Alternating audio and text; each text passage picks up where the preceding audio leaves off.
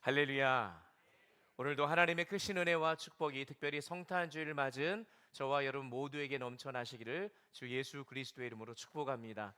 특별히 이 시간 또 이원 생중교로 함께 말씀을 듣고 계신 우리 우면창신교회 우리 모든 성도들에게도 또 동일한 은혜가 있기를 주 예수님의 이름으로 축복합니다. 자, 오늘은 대강절 넷째 주일이자 소위 성탄주일입니다. 다시 오실 주님을 기다리기 위해 하나님의 전신갑주로 무장해야 하기에 우리는 지난 시간까지 5가지 장비를 함께 살펴봤습니다. 진리의 허리띠를 시작으로 의의 호심경, 평안의 복음의 신, 그리고 믿음의 방패와 구원의 투구를 살펴봤어요. 오늘은 6번째 장비인 성령의 검에 대해 함께 나누고자 하는데 우리 함께 먼저 좀 따라해 보겠습니다. 성령의 검을 가지라. 성령의 검을 가지라. 자, 오늘 이 부분을 좀 함께 살펴볼 텐데 오늘 보면 17절에 보면 이 성령의 검은 곧 하나님의 말씀이라고 말합니다. 즉 하나님의 말씀이라는 검을 가지는 것이 우리가 6번째로 장착해야 될 무기라는 거예요. 특별히 오늘은 성탄주일인데 여러분, 성탄절이 어떤 날입니까? 말씀이 육신이 되어 우리 가운데 거하신 날이죠. 성령의 검이신 예수 그리스도께서 처음 이 땅에 내려오신 날입니다. 그런데 이 날을 우리는 단순히 우리의 구원자가 한 아기로 태어나신 날 정도로만 이해해서는 안 됩니다. 왜냐하면 어둠의 권세에 대한 하나님의 영적 공격이 시작된 날이기 때문에 그렇습니다. 하나님의 말씀이신 예수 그리스도가 검처럼 세상 속으로 파고든 역사적인 날이라는 거예요. 그러므로 성탄을 맞이하는 저와 여러분은 말씀이 육신이 되어 우리 가운데 거하신 그 예수 그리스도로 무장함으로써 이 어두운 세상을 넉넉히 이기신 그 주님의 그 승리를 따라 살아가는 삶을 살아가야 하는 것이죠. 하나님의 말씀이 우리 안에 머무를 때 우리는 세상의 어둠을 능히 이기고 빛 가운데로 인도하여 주실 줄 믿습니다. 그러므로 오늘 이 아침, 특별히 성탄주일을 맞는 이 아침, 성령의 검 하나님의 말씀을 우리가 함께 장착하고 또 무장함으로 말미암아 어두운 세상에 빛으로 오신 예수 그리스도를 따라 오히려 빛된 삶을 살아가며 세상을 넉넉히 이겨내는 우리 장신에 속한 모든 성도들 되시기를 예수님의 이름으로 축복합니다. 그런데 오늘 우리가 함께 살펴보는 이 성령의 검은 지난주까지 살펴봤던 5가지의 무기들과 한 가지 중요한 차이점이 있습니다. 혹시 뭔지 여러분 혹시 짐작하십니까? 그것은 앞에 5가지의 무기들은 모두 방어용인데 반해 오늘 우리가 살펴보는 성령의 검만이 유일한 공격 무기라는 점이에요. 여러분 한번 생각해 보십시오. 전쟁이나 스포츠 모두 승리하기 위해 싸우는 거 아니겠습니까? 전쟁하거나 아니면 스포츠 하는데 이건 뭐 비교도 되고 져도 돼 이러고 지금 하는 분들이 있겠어요? 여러분, 공격하거나 아니면 우리가 스포츠나 어떤 경기를 할 때 한번 생각해 보면 수비만 잘해도 된다라고 얘기하는 분들이 있지만 수비를 아무리 잘해도 비길 수는 있지만 이길 수는 없습니다. 그러니까 이기기 위해서는 반드시 뭘 해야 된다고요? 공격을 해야 되는 거죠. 근데 왜 하나님은 공격 무기를 말씀 하나만 주셨을까라는 그런 질문을 할 수 있어요. 왜냐하면은 공수의 어떤 균형을 맞추기 위해서 방어용 무기를 이만큼 줬으면 공격형 무기도 이만큼 줘서 같이 균형 있게 살아갈 수 있도록 해야 되는데 이 하나님의 전신갑주를 보니까 공격형 무기는 이 성령의 검 하나님의 말씀 하나라는 거예요. 여러분, 이 말이 무슨 말이겠습니까? 그 이유는 하나님의 말씀 하나만으로도 이기기에 충분하다는 것 아니겠어요? 그만큼 말씀이 가진 능력과 힘이 강력하다는 것이죠. 그러니까 여러분, 교회에 오면은 늘 말씀 강조하는 겁니다. 근데 정작 말씀을 가까이 하자고 얘기하면 부담스러워하거나 피하려는 분들이 있는데 예배나 어떤 프로그램이나 행사는 잘 참여하면서 말씀을 배우는 자리를 멀리하는 분들이 있는데 여러분, 목사가 먹여주는 거 나쁜 거 아니니까 그냥 마음껏 편하게 받아 드시면 됩니다. 그러면 그것이 여러분에게 다 피가 되고 살이 되는 줄 믿습니다. 말씀 먹는 일은요, 지나쳐도 여러분에게 다 유익한 거예요. 요한복음 6장의 오병이어의 사건을 보면 수많은 사람들이 예수님의 기적을 통해서 예수님의 그 놀라운 능력을 보게 되자 예수님을 쫓기 시작합니다. 자, 그런데 놀라운 일이 무슨 일이냐? 예수님을 쫓기 시작하니까 그 사람들에게 하나님의 말씀을 예수님이 가르치기 시작해요. 근데 그렇게 하니까 어떻게 되는지 아십니까? 그 따르던 수많은 사람들이 하나 둘씩 또 떠나기 시작해요. 먹을 거 주실 때는 예수님 최고라고 하면서 예수님을 따르던 자들이 막상 말씀을 가르치기 시작하니까 떠나기 시작했다는 거예요. 여러분, 교회를 다니지 않는 분들 중에서 어렸을 적에 한 번쯤은 교회에 다 가보신 경험이 있다라고들 얘기할 때 보통 뭐 여름 성경학교라든지 아니면 성탄절 또 부활절 같은데 갔다고 얘기합니다. 왜 가냐면 가면 공짜로 뭘 주기도 하고 또 사회에서 누릴 수 없는 그런 것들을 교회에 와서 경험하게 되니까 가는 분들이 있잖아요. 군대에 다녀오신 분들은 알겠지만 교회의 교자도 모르는 이 군인들이 훈련소에만 가면 교회를 가요.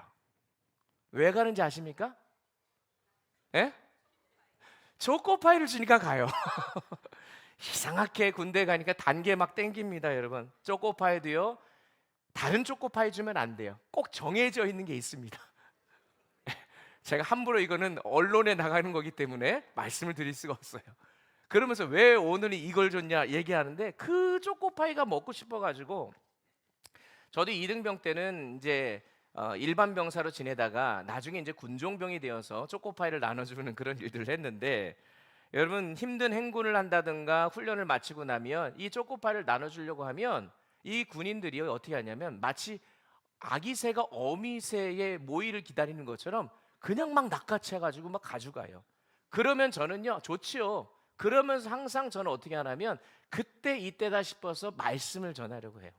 그 복음을 전하려고 하는데 뭐라고 얘기하냐면 돌군종 그래요 저한테. 제가 별명이 돌군종이었어요. 성이 석시니까 돌군종 초코파이만 주면 되지 뭐 말씀 자꾸 얘기해 이렇게 얘기를 해요. 마치 오병이어 사건 당시 예수님을 떠난 사람들과 같은 모습 아니겠습니까? 그렇게 많은 사람들이 떠난 후에 요한복음 6장 67절에서 예수님이 제자들에게 뭐라고 물으시냐면 너희도 가려느냐? 그때 베드로가 이렇게 고백해요. 68절 너무 중요한 말씀이에요. 다 같이 읽어보겠습니다. 시작. 시몬 베드로가 대답하되 주여 영생의 말씀이 주께 있사오니 우리가 누구에게로 가오리까? 아멘. 여러분 이거 엄청난 고백입니다. 베드로가 좀 욱하는 성격이 있어서 가끔 말썽도 부렸지만 그래도 가끔은 옳은 말을 할 때가 있는 것 같아요.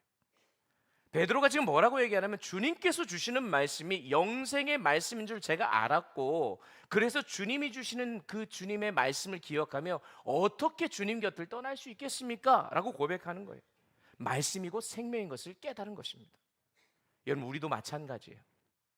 우리의 삶에 기적이 없어도 아니면 우리 교회 안에 여러 가지 많은 일들이 벌어지고 있지만 우리가 생각하는 대로 되지 않아도 여러분 말씀이 있고 그 말씀 앞에 내가 서 있다면 그것만으로 충분한 것입니다.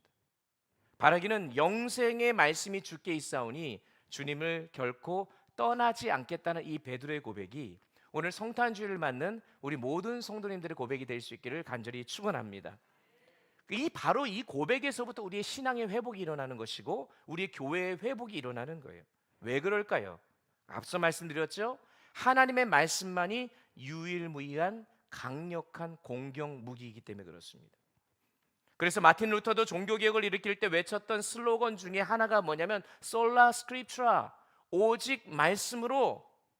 그러니 여러분 교회에서 여러 가지 말씀을 배우는 그런 일들을 할 때에 목사님 뭐 이렇게 귀찮게 자꾸 뭐 시킵니까? 말씀하셔도 저는 그 말씀이 여러분을 살리는 걸 확신하니까 끊임없이 괴롭힐 거예요. 그냥 말씀을 배우고 말씀을 듣는 일. 여러분 그래서 그것을 통해서 여러분이 좋든 싫든 말씀 앞에 서도록 하는 것 다 여러분들 위한 것이니까 어떻게든 그 말씀을 마치 어미새가 아기 새가 어미새의 것들을 모이를 막아먹는 것처럼 사모하는 마음으로 여러분들이 그 말씀을 먹고 또 배우는 일에 힘쓰실 수 있기를 간절히 축원합니다. 그냥 교회에서 매일 성경으로 새벽 기도회, 큐티, 아침 묵상하고 또 바이블 아카데미 또 어성경이 읽어지네, 또 1:1 제자 양육, 여러 가지 프로그램들을 우리 각 교회 성전들마다 하고 있는데, 이 말씀을 배우는 일이 내가 사는 일이라는 것이죠. 그런데 사실 오늘 본문의 배경이 되는 로마 시대 군인들에게 가장 중요한 공격 무기는 말씀의 검처럼 칼이 아니었습니다. 혹시 무엇이 공격형 무기였는지 아시겠습니까? 고대 사회에서는요, 가장 강력한 공격 무기는 창이었어요. 창. 그래서 보통 고대 전쟁을 다룬 영화나 사극을 보면 방패로 맞고 창으로 찌르는 장면이 많아요. BC 4세기경에 페르시아를 무너뜨리고 당시 세계를 정복했던 알렉산드리아 왕이라고 들어보셨을 거예요.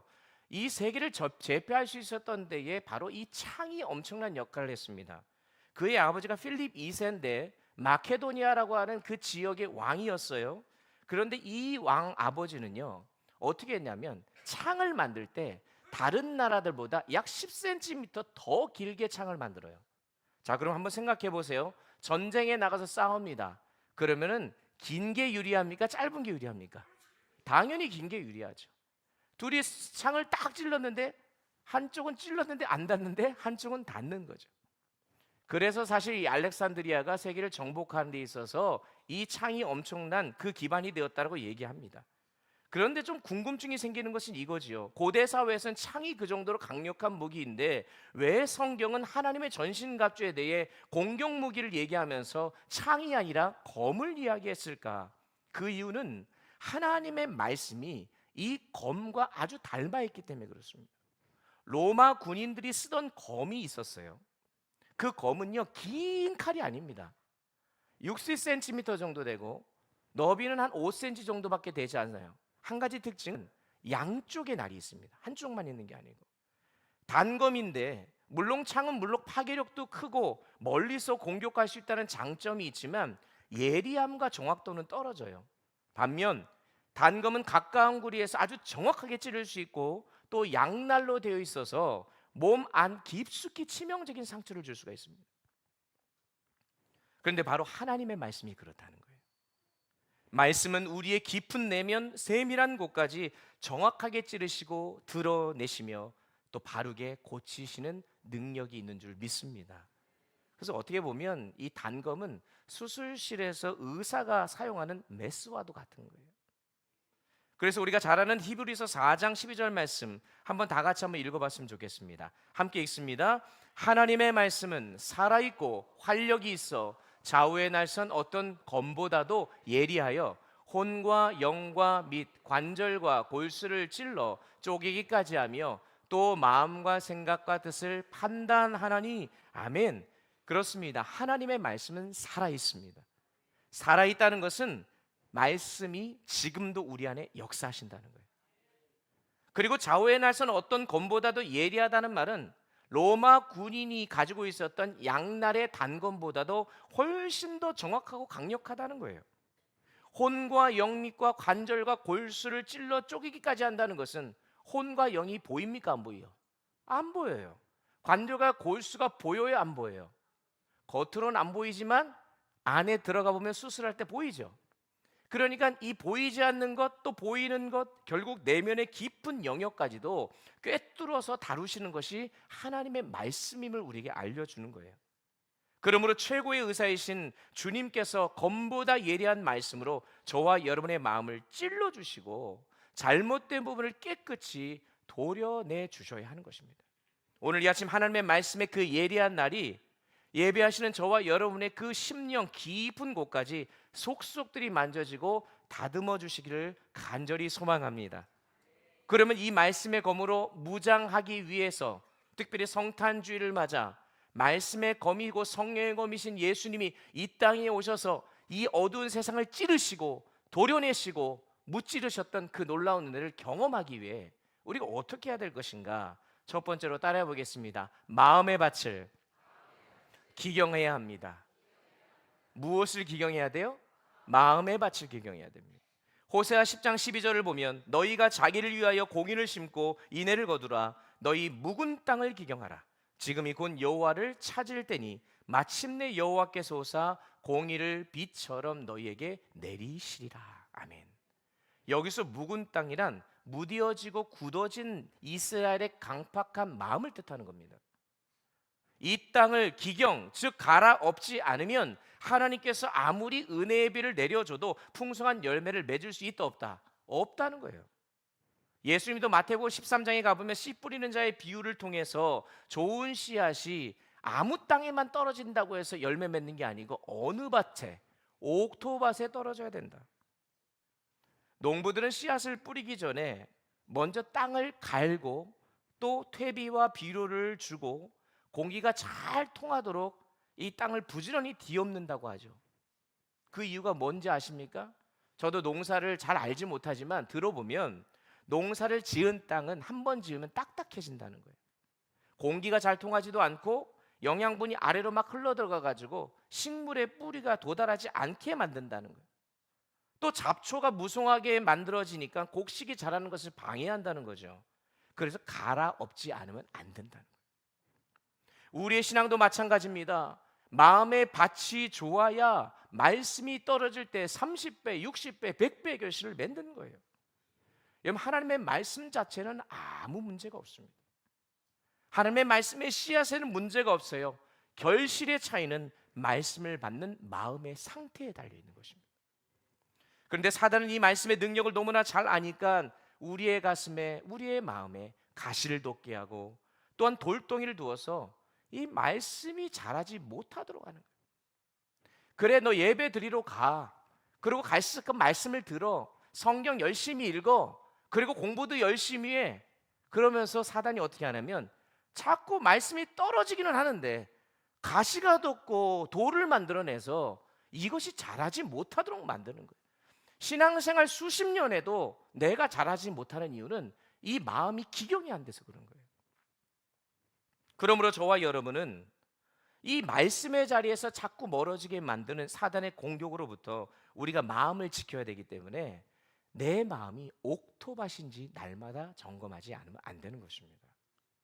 그렇다고 한다면 이 점검을 과연 어떻게 할 수 있을까라고 하는 것을 좀 질문해 봐야 됩니다. 내가 옥토밭인지 내 마음이 준비가 된 것인지 기경이 되었는지 어떻게 할 수 있느냐? 아주 간단합니다. 나는 지금 하나님의 말씀을 듣는 것이 기다려지는가? 하나님의 말씀을 듣는 것이 기쁘고 감격스러운가? 여러분, 하나님의 말씀을 듣는 게 기다려지십니까? 지난 한 주간 빨리 교회 가가지고 말씀 듣고 막 은혜 받고 싶다는 이 막 그런 마음으로 오늘 여러분 버선발로 달려오셨습니까? 아니면 그냥 주일이니까 와가지고 앉아가지고 좀 졸리면 졸고 갑자기 목사님 재밌는 얘기하면 눈 뜨고 목사님 좀 잠 좀 자려고 했는데 목소리가 왜 이렇게 큰지 그냥 여러분 이러고 그냥 계십니까?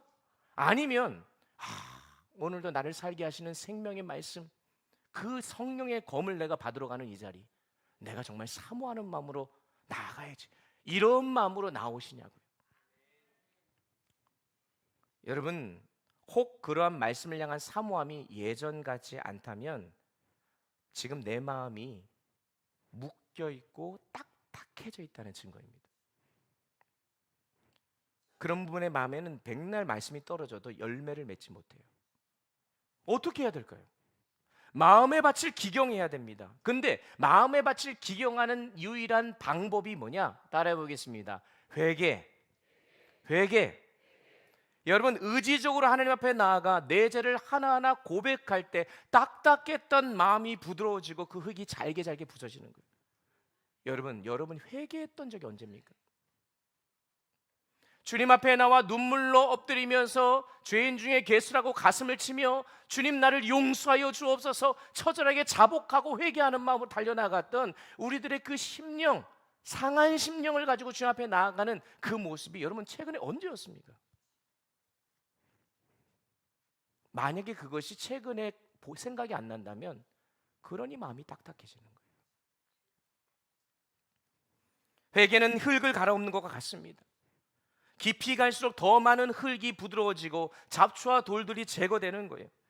우리 안에 알게 모르게 자리 잡고 있는 교만과 욕심과 욕망과 탐욕 등 이 모든 것들을 돌들을 뽑아내야 좋은 열매를 맺을 수 있고 성령의 검으로 무장할 수가 있는 거예요. 그래서 야고보서 1장 21절도 그러므로 모든 더러운 것과 넘치는 악을 내버리고 너희 영혼을 능히 구원할 바 마음에 심어지는 말씀을 온유함으로 받으라라고 되어 있습니다. 온유함이 옥토바스로 마음으로 기경하고 받으라는 거예요. 그걸 언제 받아야 돼요? 지금입니다. 지금이 바로 하나님을 찾을 때라고 얘기하지 않습니까? 그래서 하나님의 말씀의 씨앗이 우리의 마음에 떨어지는 그 순간, 오늘 이 아침 우리의 마음에 묵은 것과 또 갈아엎어질 우리의 마음을 기경하심으로 말미암아 주님이 주시는 말씀이 오늘도 우리 안에 살아 역사하심으로 열매 맺는 이 아침이 되기를 예수님의 이름으로 축복합니다. 두 번째로 성령을 의지하며 말씀을 사용해야 됩니다. 본문 17절을 다시 보면 하나님의 말씀을 성령의 검이라고 표현해요. 왜 성령의 검일까? 여러분 질문해 보셔야 돼요. 이 표현은 단순히 하나님의 말씀이란 뜻을 넘어선다는 거죠. 성령께서 다루시는 검이란 뜻입니다. 말씀의 저자가 누구예요? 성령님이시죠? 또한 그 말씀이 성령에 의해 이끌려가는 살아있는 말씀이라는 이야기입니다.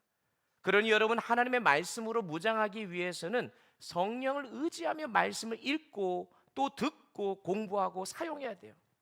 아무리 좋은 칼이라도 그 칼이 능숙한 군사나 숙련된 의사의 손에 들릴 때 그 진가가 그때야 발휘되듯이 하나님의 말씀도 성령께 붙잡힐 때 악한 영의 세력과 세상의 유혹을 이겨낼 수가 있는 것입니다. 그러면 여러분, 성경 읽을 때 그냥 읽지 마세요. 성경 여러 가지 공부하고 말씀을 보고 들을 때 반드시 기도하고 읽으셔야 됩니다. 왜냐하면요, 말씀은 성령의 감동으로 쓰여졌잖아요.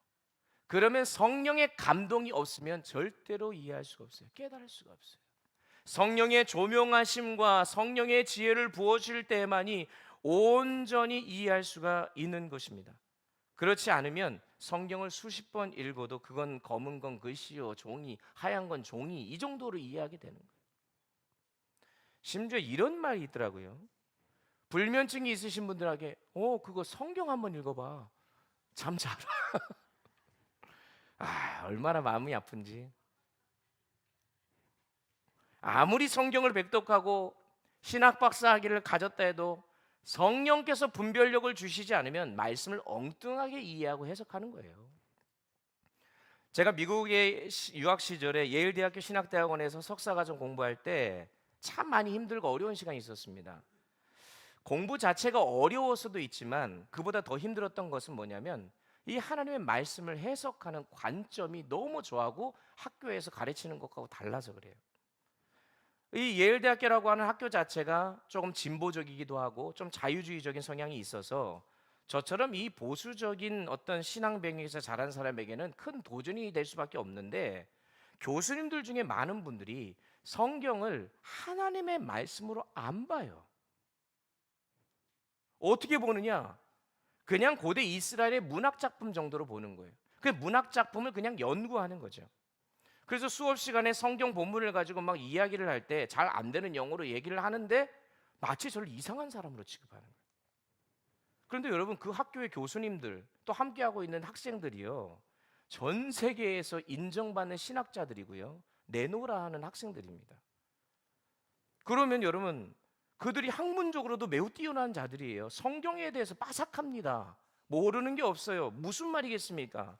성령의 인도하심이 없이 성경을 연구하니 말씀의 본질을 알지 못하고 엉뚱한 주제 가지고만 얘기하는 거예요. 그래서 고린도전서 2장 10절에서 오직 하나님이 성령으로 이것을 우리에게 보이셨으니 성령은 그 모든 것, 하나님의 깊은 것까지도 통달하시느니라 라고 되어 있는 거죠. 즉 성령님을 의지하여 말씀을 읽고 묵상할 때 그 말씀이 가진 깊은 뜻까지도 우리로 하여금 깨닫게 하여 주신다는 사실인 줄 믿습니다. 오늘도 주님 앞에 나와 말씀을 들을 때 성령 하나님께 간구하는 거죠. 성령님, 내 마음을 열어주시고 나의 길을 열어주시고, 하나님 주의 법에 기이한 것을 보게 해달라고 하는 시편 기자의 고백처럼 오늘 성령님 내 마음에 와서 주의 말씀의 빛을 비춰주옵소서. 성령께 의지하지 않으면 안 되는 거예요. 마지막으로 말씀은 듣기만 하지 말고 행해야 합니다. 오늘 보면 10절에서 17절 다시 보면 성령의 검 곧 하나님의 말씀을 가지라라고 되어 있습니다. 여기서 가지라라는 말씀이 중요해요. 아무리 좋은 금이 있어도 내가 그것을 가지지 않으면 아무 소용이 없다는 거죠. 말씀을 실제로 내 삶에 소유하고 적용하라는 것입니다. 특별히 오늘 본문에서 하나님의 말씀에 해당되는 이 헬라어 단어가 여러분들이 많이 들어봤던 말씀 아는 헬라어 단어 혹시 있으십니까? 뭐가 있어요? 로고스 들어보셨어요? 로고스라는 말이 있는데 여기서는 로고스로 안 쓰였어요. 레마라는 단어가 쓰였어요. 로고스는 뭐냐? 성경에 기록된 계시의 말씀을 로고스라고 하는 거예요. 그래서 우리가 성경을 읽을 때 로고스의 말씀을 읽는 거예요. 그런데 레마는 뭐냐면 이 로고스의 말씀을 읽어서 그 말씀이 나에게 특별하게 다가와서 적용되는 말씀이 레마예요. 그러니까 로고스의 말씀이 레마의 말씀으로 적용돼야 되는 거죠. 개인적으로 주어지는 지금 여기에서의 말씀, 그 삶 속에서 실제로 경험되는 말씀이 레마인데 여러분 생각해 보십시오. 지금도 많은 성도들이 동일한 말씀을 듣고 있습니다. 같은 말씀을 들어도 어떤 분은요 엄청 은혜를 받아요. 감동을 합니다. 근데 어떤 분들은 지루하고 졸려요. 아니 똑같은 말씀을 전하는데 왜 그럴까요? 물론 앞에 말씀드린 대로 마음의 밭이 옥토밭인지 아닌지에 따라 달라질 수 있지만 말씀을 사모하는 마음이 있어도 그 말씀을 실제로 다룰 줄 몰라서 그렇습니다.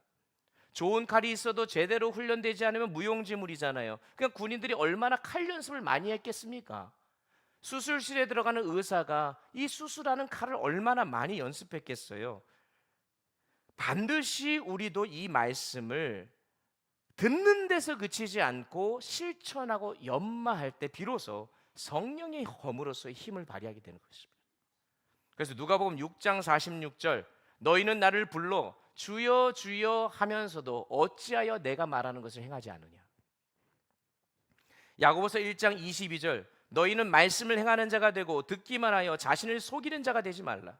아무리 말씀을 많이 읽고 교회를 다녔고 성경적인 지식이 있어도 그 말씀이 내 삶에 적용되지 않으면 그 신앙은 스스로를 속이는 것이 될 수 있다는 거예요. 여러분 우리 현실을 보면 어떻습니까? 분명히 믿어요. 말씀도 어느 정도 알아요. 그러면 행함은 어떻습니까? 여러분 오늘 이 말씀 많이 들었잖아요. 성령의 검을 가지라. 근데 우리가 수도 없이 듣는 것과 상관없이 우리의 삶에 이 말씀 갖는 게 실제가 되고 있냐는 것이죠. 하나님을 사랑하고 이웃을 사랑하는 말씀 수없이 들었지만 막상 왜 내 삶에서는 이게 안 되냐고요. 근데 성경은 뭐라고 하냐면 그게 진짜 믿음이 아닐 수 있다고 경고하는 겁니다. 그러므로 우리는 직분이나 신앙의 연륜을 떠나서 지금 이 순간에 나의 믿음을 정말 정직하고 겸손하게 점검해 봐야 합니다. 여러분 우리가 얼마나 많은 말씀을 들어왔습니까? 요즘은 더더군다나 뭐 유튜브만 들어가도 좋은 말씀들 많은데 그런데 그 말씀이 실제 내 삶 속에서 실천해서 레마의 말씀으로 심겨져서 그 말씀이 나의 삶을 움직이는 것을 여러분 지난 한 주간 얼마나 경험하셨습니까? 이스라엘의 지도자 여호수아의 가장 큰 약점 중에 하나가 뭐였냐면 겁이 많았다는 거예요. 그래서 여호수아를 세우실 때에 여호수아 1장 7절에서 하나님이 오직 강하고 극히 담대하여 나의 종 모세가 내게 명령한 그 율법을 다 지켜 행하고 우로나 자로나 치우치지 말라 그리하면 어디로 가든지 형통하리라 라고 말씀했어요. 여러분 지금 여호수아는 두려움에 사로잡힌 자잖아요. 그러면 하나님께서 두려워하지 말라라고 얘기하시면서 두려워하지 않을 수 있는 방법을 알려주셔야 되는데 하나님 뭐라고 말씀하시냐면 두려워하냐? 그러면 하나님의 말씀을 지켜 행해야 돼. 지금 이렇게 얘기한다는 거예요. 하나님 지금 무섭고 사로잡혀 있는 나의 모든 상황, 이 상황에서 제가 어떻게 하나님의 말씀을 행합니까? 이런 말이 나올 법도 한데 여호수아 1장 8절 이어지는 말씀에 하나님이 이어서 뭐라고 말씀하시냐? 같이 읽어보겠습니다. 함께 읽습니다. 시작. 이 율법책을 내 입에서 떠나지 말게 하며 주야로 그것을 묵상하여 그 안에 기록된 대로 다 지켜 행하라. 그리하면 내 길이 평탄하게 될 것이며 내가 형통하리라. 아멘. 여기 여러분 정말 중요한 원리가 있습니다. 두려울 때일수록, 걱정이 많을수록 말씀을 붙잡으라는 거예요. 주야로 묵상하며 그 말씀을 지켜 행하는 삶을 살아가기 위해 몸부림칠 때 진짜 평안과 형통이 찾아온다는 거예요. 그럼 말씀을 듣고 행하기 위해 우리가 어떻게 해야 되느냐? 오늘 마지막으로 이 부분을 살펴보려고 하는데, 야고보서 1장 25절은 이렇게 답을 줘요. 자유롭게 하는 온전한 율법을 들여다보고 있는 자는 듣고 잊어버리는 자가 아니요 실천하는 자니 이 사람은 행하는 일에 복을 받으리라 라고 되어 있습니다. 여기서 오늘 좀 주목해야 되는 동사가 두 개가 있어요. 하나는 들여다보다, 하나는 있다입니다. 오늘 성경에는요 한 단어처럼 보이지만 원래는 두 단어예요.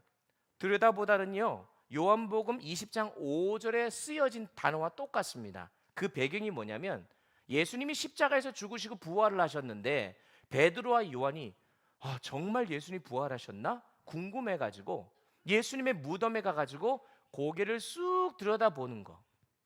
왜 들여다봅니까? 진짜 부활하셨는지 점검해보기 위해 들여다보는 거예요. 정말로 예수님 부활하셨나? 그 사실 여부를 확인하기 위해 아닙니까? 무슨 말이냐? 하나님의 말씀을 그렇게 봐야 된다는 거예요. 하나님의 말씀을 진지하게 들여다보고 이것이 정말 맞는 말씀인가 곰곰이 머물러서 묵상할 때 그 말씀이 내 삶의 실제가 될 수 있다는 거죠. 그런데 우리가 말씀을 대할 때 어떻게 대합니까? 여러분 정말 진지하게 대합니까? 말씀 듣고 그 주간에 저한테 목사님 이거 이해가 안 가요. 이거 정말 맞습니까? 라고 질문하는 분이 없어요. 야, 우리 교회 성도들은 수준이 높아가지고 다 이해하는지 모르겠지만 여러분 제가요 말씀을 전할 때 때로 실수도 합니다. 뭐 장수를 틀릴 수도 있는 거고 잘못 그 인간이가 실수할 수 있죠. 그러면 어떤 분들 목사님 그거 잘못된 거예요. 그런가요? 아유 죄송합니다. 뭔가 이런 게 있어야 되는데 뭐 여러분들 들여다보는 게 없어요. 그러려니 하나님의 말씀을 듣고 배울 때 이게 진짜 맞는지 안 맞는지 점검해보고 들여다보고 진지하게 살펴보는 작업이 없으니까요 그 말씀이 내 삶에 움직여지지가 않아요. 믿음과 삶이 분리가 되는 것입니다. 두 번째로 있다라는 단어가 또 중요합니다. 이것은 그냥 있다는 게 아니에요. 계속 머물러 있다는 뜻이에요. 이 단어가 똑같이 쓰여진 것이 여러분이 너무나 잘 아는 요한복음 15장입니다. 가보면은 나는 포도나무요 너희는 가지다 하면서 그가 내 안에 내가 그 안에 거하면이라고 돼 있죠. 거하다라는 단어가 있다라는 똑같은 단어예요. 무슨 말이겠습니까? 포도나무에 가지가 붙어 있듯이 우리도 예수님 안에 붙어 있어야 된다. 하나님의 말씀이고 성령의 검에 내가 머물러 있어야 된다라는 말이에요. 말씀이 사실인가 들여다보고 확인한 다음에 그 말씀 안에 그냥 거기 머물러 있으라고요. 그렇게 되어질 때에 저절로 과실을 맺게 된다는 것입니다. 여러분 믿음 좋아하시면 뭐 방언이 터지고 예언의 은형이 나타나고 뭐 여러 가지 갖가지 은사가 나타난다고 생각하지만 여러분 그것은 열매가 아니에요. 은사예요. 은사는 gift, 선물입니다. 열매는요 말씀을 통한 열매는 성령의 열매예요. 사랑, 희락, 화평. 말씀을 정리 한번 해볼게요. 이렇게 우리의 마음밭을 기경하고 성령의 인도함을 받으며 말씀을 묵상할 뿐만 아니라 행함으로 풍성한 열매를 맺을 때 비로소 성령의 검 하나님의 말씀으로 무장하게 되는 줄 믿습니다. 근데 마지막 한 가지 기억해야 될 것은 성령의 검을 이걸 가지고 사단을 공격한다고 생각하시면 안 돼요. 성령의 검의 날은 누구를 향해야 되냐? 따라해 보겠습니다. 나. 사도 바울이 갈라디아서 2장 20절에서 십자가에 못 박을 때 누구를 못 박는다 그래요? 나를 못 박는. 내가 그리스도와 함께 십자가에 못 박혔나니. 다른 데 칼을 들어서는 안 돼요. 다른 사람도 아니에요. 나예요. 우리 성도님들 중에 오늘 화장 다 하고 오셨죠? 우리 여자 성도님들. 화장하시면 거울 보시지 않습니까? 화장이 잘 됐는지 안 됐는지. 아마 또 오늘 예배 끝나고 내려가셔서 식사하시고 다 거울 보실 거예요. 그럼 뭐가 얼굴이 좀 화장이 지워졌는지 아니 뭐가 묻었는지 확인하시잖아요. 그럼 뭐가 묻었어요. 묻었네. 그리고 그냥 가요? 고치잖아요. 말씀의 거울을 나를 보는 거죠. 여러분, 그러니까 이 하나님의 말씀의 거울이신 이 말씀의 검, 하나님의 말씀을 내 자신을 비추어 보고 그 안에서 나의 더러운 것들을 점검하고 도려내므로, 그래서 이 말씀의 검을 가지고 이 세상을 살아갈 때 하나님께서, 주님께서 말씀의 검 되셔서 이 세상에 오신 이 성탄의 절기를 맞이하는 우리들이 주님께서 세상을 이기셨듯이 우리도 주님과 함께하며 말씀의 검으로 세상을 넉넉히 이기는 삶을 살아가야 될 줄 믿습니다. 이것이 성탄에 주시는 하나님의 축복의 메시지고 또 우리가 승리하는 비결인 줄 믿습니다. 그러한 마음으로 승리하는 우리 모두가 되기를 예수님의 이름으로 축복합니다. 우리 이 시간 함께 말씀 기억하면서 찬양하고 또 준비한 예물을 하나님께 올려드리겠습니다. 오늘 주님 약속하신 말씀 위에서 우리 함께 힘차게 찬양하고 오늘 예배를 마치도록 하겠습니다.